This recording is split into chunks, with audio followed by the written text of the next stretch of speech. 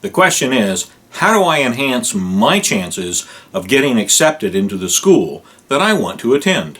The short answer is, you become exactly what the school is trying to attract. There's a dirty little secret about schools that are difficult to get into. They claim to produce productive people, but that's really not the case. Yes, their graduates go on to do successful things, but it wasn't the school that produced them. Those people would have been successful no matter what school they attended. Many whom we celebrate today started off in junior college. It's not the school, it's the person. The admissions committee members are looking for up and coming students. They have enticements for these up and coming students. The job of the admissions committee is to find these students, attract them, pull them in so that the university can keep them, and then take credit for what they, the students, have done. The school is wanting to say, wow, look at what our graduates have done. Just imagine what we can do for you. Aren't we a great school? When in fact, it was the student who did all of the work. No school has ever pointed to its dropout rate and said, hey, we could have done better. No, schools take credit for what the students go on to do. And that's just what the admissions committee members are looking for. So if you want the committee members to take a serious look at you, become what they want to find.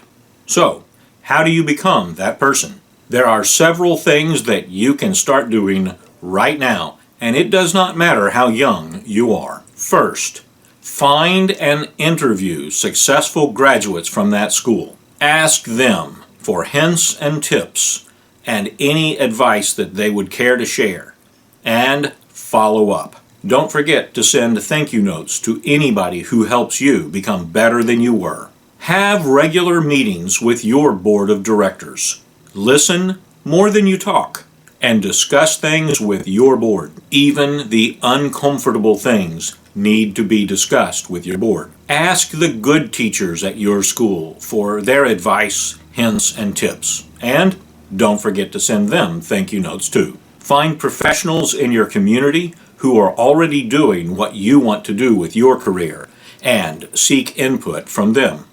Again, send them thank you notes. Keep notes and documents of all of your successes in one single folder. We'll call that a wow folder, so that you can hand this to the committee members. This will help the committee members have a better picture of who you really are, and they will work hard to recruit you.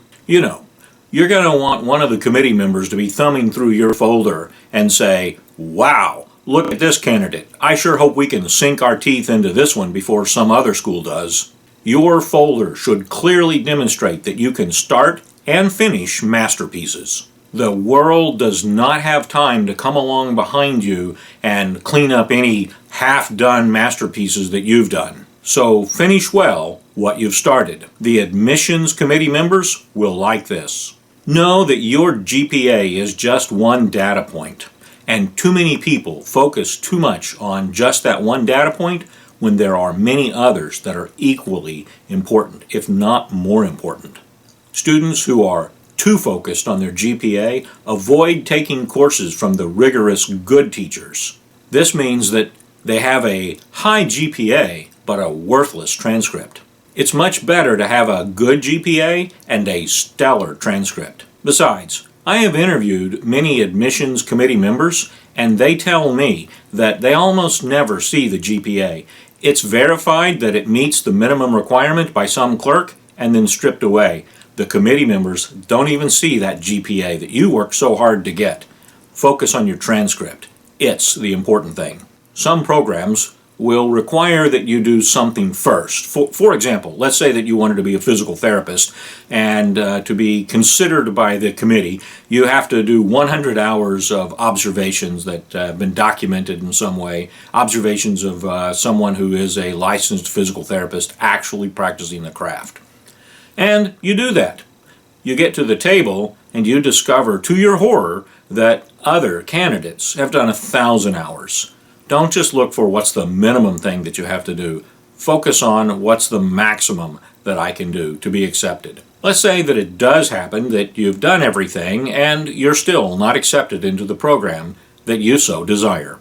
It is A-OK to ask the committee members, what do I need to be doing now so that I am better prepared next time? Listen, take notes, follow up, and send thank you notes. Many highly qualified candidates do not make it the first time because they are competing against other candidates who are going up for the second or the third time. That means they have experience that you do not. Another common thing that happens to people who are not accepted by their dream school is that they find a second choice school and they go there. The trouble with these second choice schools is that many of them are not accredited, and they're not going to tell you that. Sure, you'll get the degree or the diploma, but you won't be licensable because you didn't go to an accredited school. And these schools, again, are not going to tell you that. They just want your tuition money.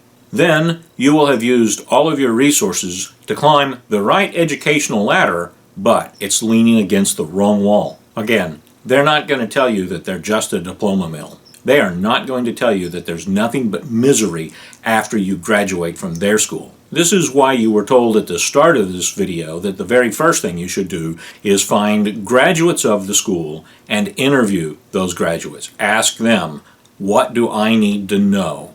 They are the ones who have traveled this way before you, and they are the ones who will be able to tell you things that you need to know. This information came from a book. If you'd like a copy of the book, there's a download link in the description box below this YouTube video.